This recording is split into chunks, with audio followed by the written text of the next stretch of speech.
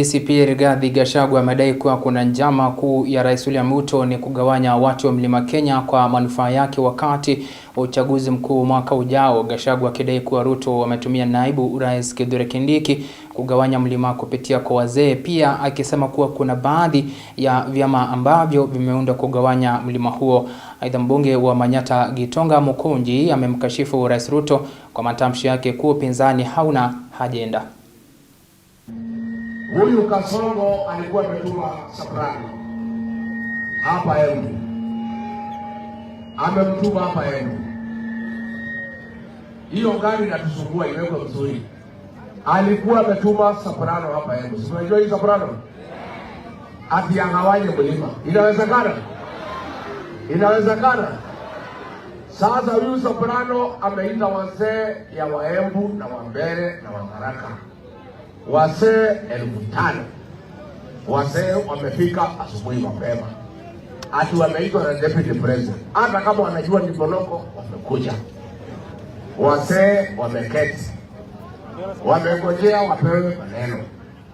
Soprano ameamka ameongeleza wazee. Mimi nimetumwa na Rais William Ruto.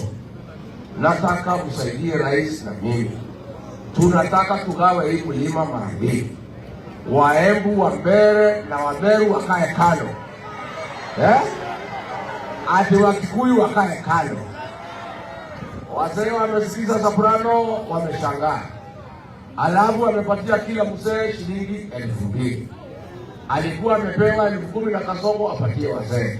Pia Soprano amekuwa mtu ya kunyoa Kasongo. Pia huyu Kasongo tunajua mpango yako ni kuleta vyama ya huyu baro hapa mlimani.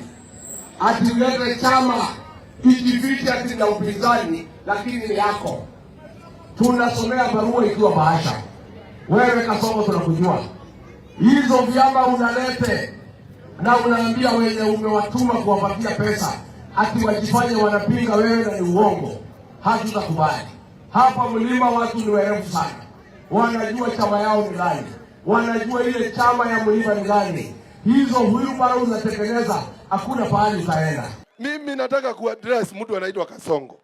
Amekuwa akitembea akizurura. Anasema opposition has no agenda. Mimi nataka kumwambia yeye ndio hana agenda.